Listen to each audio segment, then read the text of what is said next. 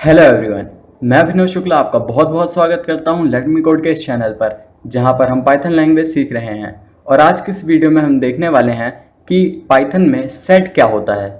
इससे पहले हमने डिक्शनरीज, लिस्ट और टुपल्स के कॉन्सेप्ट को कवर किया है। अगर अभी तक आपने वो वीडियोस नहीं देखी हैं तो मैं रिकमेंड करूंगा कि आप पहले वो वीडियोस जाके देखें, उसके बाद फिर आप ये वीडियो देखें, या आप ये वीडियो देखने के बाद भी वो देख सकते हैं। कॉन्सेप्ट सबका अलग है, लेकिन ये सारे ही बहुत ज़्यादा इंपॉर्टेंट हैं क्योंकि ये पाइथन के इनबिल्ट डेटा टाइप्स हैं, और या आप इन्हें डेटा स्ट्रक्चर भी कह सकते हैं, जो कि बहुत ज़्यादा यूज़फुल होते हैं हमारी कोडिंग में और हमारे प्रोग्राम्स बनाने में। तो चलिए शुरू करते हैं सेट के साथ। सबसे पहले हम समझते हैं हमारा सेट होता क्या है। तो एक जो हमारा सेट होता है ये कलेक्शन होता है विच इज़ अनऑर्डर्ड एंड अनइंडेक्स्ड। जो कि अनऑर्डर्ड होता है और अनइंडेक्स्ड होता है, मतलब इसमें कोई इंडेक्स फिक्स नहीं होता जैसे लिस्ट में होता है, और इसमें कोई ऑर्डर फिक्स नहीं होता। इसमें आप अगर सेट को 2-3 बारी प्रिंट करके देखेंगे तो हो सकता है कि आपका सेट बारी बारी हर एलिमेंट अलग अलग जगह पर प्रिंट हो। वो मैं अभी आपको दिखाऊंगा कैसे करते हैं वो। और उसके बाद हमारा जो पाइथन में हम सेट बनाते हैं वो हम कर्ली ब्रैकेट्स में लिखते हैं। अब आप सोचेंगे कर्ली ब्रैकेट्स में तो हम डिक्शनरीज भी लिखते हैं, तो इन दोनों को लिखने का तरीका अलग है। लिखते हैं हम कर्ली ब्रैकेट्स में ही हैं, लेकिन अंदर जो हम इसमें वैल्यूज़ सेट करते हैं वो तरीका अलग है। तो हम देखते हैं कि हम सेट बना कैसे सकते हैं। और एक ये इंपॉर्टेंट नोट, ये क्या है कि जो पाइथन में सेट है या किसी भी लैंग्वेज में सेट है उसमें डुप्लीकेट वैल्यूज़ नहीं हो सकती।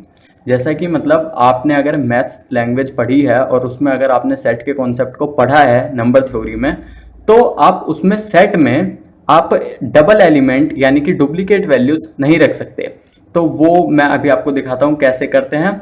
और अब हम देखते हैं कि हम सेट बनाते कैसे हैं।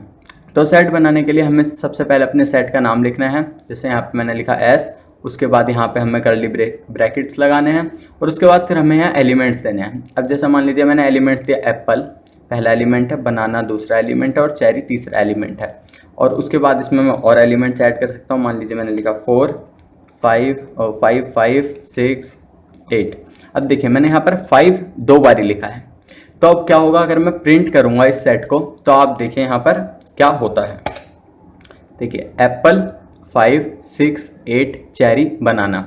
और आप देखिए इसका जो ऑर्डर है वो भी चेंज हो गया। पहले एप्पल है, फिर हमारे यहाँ पर क्या था, बनाना, लेकिन यहाँ पे क्या प्रिंट हुआ है, चेरी।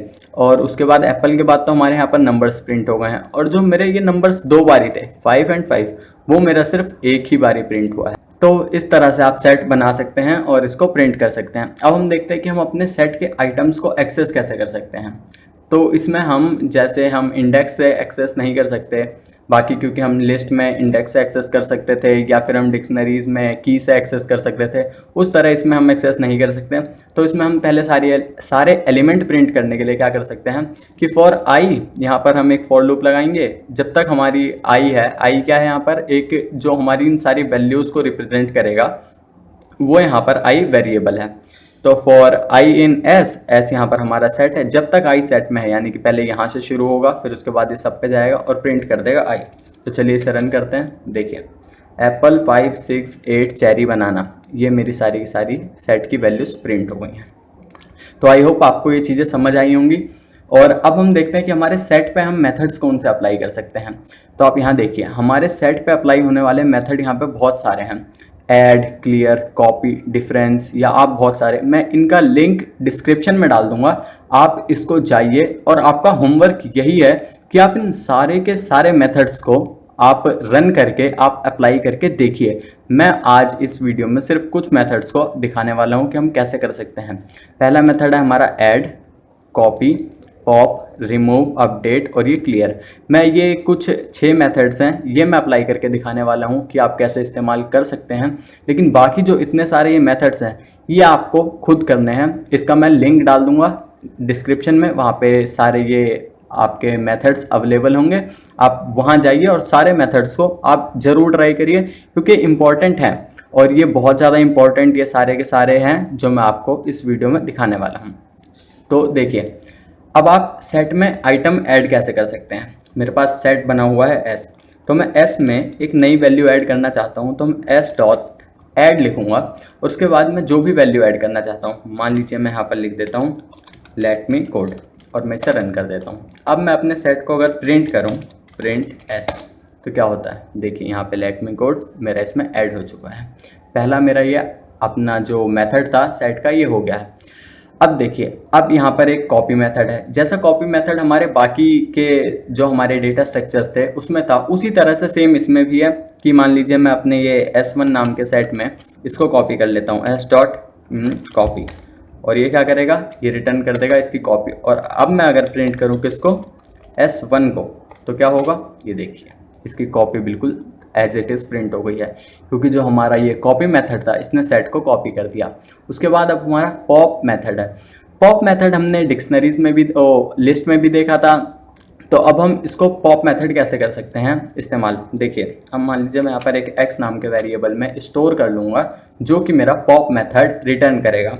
तो s डॉट पॉप, ये यहाँ पर क्या मतलब, आप सोचिए इसको वीडियो को पॉज करके कि पॉप मेथड हमारा यहाँ पर क्या रिटर्न करेगा। तो आई होप आपने ये सोचा होगा। और जो हमारा पॉप मेथड है ये हमारा एक कोई भी एलिमेंट रिटर्न करेगा। देखिए, अब मैं यहाँ पर प्रिंट करता हूँ SX, तो इसने एप्पल को, जो मेरा पहला एलिमेंट था यहाँ पे, उसको यहाँ पर इसने डिलीट कर दिया है। और अब अगर आप यहाँ पर S को प्रिंट करें, ये देखिए ये पूरा मेरा प्रिंट हो चुका है, जिसमें से मेरा क्या, एप्पल डिलीट हो चुका है। अब हमारा जो है रिमूव मेथड, ये रिमूव करता है एक एलिमेंट को। जैसे मान लीजिए अब मैं कोई एलिमेंट है उसका नाम से उसको डिलीट करना चाहता हूँ। मान लीजिए मैं डिलीट करना चाहता हूँ यहाँ पर 8, तो मैं 8 कैसे डिलीट करूँगा, यहाँ पे s डॉट रिमूव 8, और उसके बाद मैं प्रिंट करूँगा अगर s को, तो ये देखिए 8 मेरा यहाँ से रिमूव हो गया। और बाय द वे मैं यहाँ पर जुपिटर नोटबुक यूज़ कर रहा हूँ, इसलिए मुझे यहाँ पर प्रिंट स्टेटमेंट लिखने की ज़रूरत नहीं पड़ रही। लेकिन अगर आप प्रिंट स्टेटमेंट लिखेंगे, प्रिंट फंक्शन लिखेंगे माफ़ कीजिए, तो भी आपका सेम आउटपुट आने वाला है इसी तरह से। तो ये जुपिटर नोटबुक का ये एक इनबिल्ट ये फीचर कह सकते हैं आप जो है, जिसकी वजह से यहाँ पर आपको प्रिंट फंक्शन नहीं लिखना पड़ता। तो इस वजह से बाकी आप प्रिंट लिखें तो वो भी ये चलेगा। और ये इस तरह से मेरा ये रिमूव हो चुका है। तो अब हम अपना नेक्स्ट मेथड देखते हैं। हमारा नेक्स्ट जो मेथड या फंक्शन है वो है अपडेट। तो जो अपडेट मेथड है ये कैसे काम करता है, चलिए इसको समझते हैं। अब मान लीजिए मेरे पास एक सेट है S और दूसरा एक मेरे पास सेट है क्या, A। मैं यहाँ पर एक सेट बना लेता हूँ A। इसके अंदर मैंने कुछ वैल्यूज असाइन की, मान लीजिए 1 2 3। अब ये मेरा सेट है और दूसरा सेट कौन सा है, X। अब मैं S में अपडेट कर सकता हूँ A को, तो ये क्या करेगा, जो S है और जो यहाँ पर A है, ये वाला सेट और जो S सेट है मेरा ये वाला सेट, इन दोनों का यूनियन अगर आप नहीं समझते तो मैं समझाता हूँ यूनियन क्या होता है। यहाँ पर यूनियन, इसको मैं कमेंट कर देता हूँ। देखिए, अब जो यूनियन होता है वो क्या होता है, मान लीजिए यहाँ पर एक सेट है 1 2 3 और ये है मेरा सेट 1 S1, ठीक है। उसके बाद मेरा यहाँ पर दूसरा सेट है S2 और दूसरा सेट है, इसके अंदर क्या वैल्यूज़ हैं, इसके अंदर मान लीजिए 4 5 6। इस तरह से मेरे दो सेट हैं। तो अगर मैं यूनियन करूँगा S यूनियन S2 माफ कीजिए यहाँ पर S1 आएगा, तो S यूनियन S2 अगर मैं करूँगा तो यहाँ पर क्या हो जाएगा, ये दोनों मिलके एक सेट बन जाएंगे जिसके अंदर वैल्यूज़ आ जाएगी 1 2 3 4 5 6। जो ये सारी वैल्यूज़ हैं ये मेरी इन दोनों सेट का यूनियन होके एक सेट बन जाएगा और दोनों वैल्यूज़ आ जाएंगी। अब मानिए जो वैल्यूज़ कॉमन है, मान लीजिए 3 उसमें भी है, अब इसमें भी मेरे पास 3 आ गया, तो अब क्या होगा इसमें, अगर इसमें 3 आ गया इसमें भी, लेकिन एक बार इसमें 3 आ चुका है मेरा 1 2 3, उसके बाद क्या होगा यहाँ पर जो 3, अब हम जब ये वाला सेट इसके अंदर जोड़ना चाहेंगे, इसके साथ यूनियन करना चाहेंगे, तो हम देखेंगे क्या हमारा 3 इसमें है पहले से, अगर है तो हम इसमें इसे नहीं डालेंगे। और जैसा आप ये चीज़ जानते हैं कि जो हमारा सेट होता है वो डुप्लीकेट वैल्यूज़ नहीं लेता, तो ऑब्वियस सी बात है अगर यहाँ पर आप 3 रख भी देंगे तो इससे कोई फ़र्क नहीं पड़ता। ये क्या करेगा, ये अपने आप ही इसको एक ही एलिमेंट्स इसको कंसीडर करेगा। और इसी तरह से हमारे मैथ में जो नंबर थ्योरी है उसमें भी मेन लॉजिक यही है कि हम सेट में अपनी डुप्लीकेट एलिमेंट्स नहीं रख सकते, इसीलिए हम यहाँ पर एक ही बारी कंसीडर करते हैं एलिमेंट जो कि मल्टीपल टाइम्स आते हैं। तो आई होप आपको ये यूनियन समझ आया होगा और यही यूनियन यहाँ पे हमारा अपडेट मेथड करेगा। अगर मैं इसे रन करूँ तो अब मैं इसे प्रिंट करता हूँ यहाँ पर साथ के साथ प्रिंट एस। देखिए ये मेरा इसका यूनियन हो चुका है 1 2 3 5 6 लेट मी कोड चेरी बनाना। ये इस तरह से मेरी सारी वैल्यूज आ चुकी हैं। अब हम देखते हैं हमारा नेक्स्ट मेथड है क्लियर।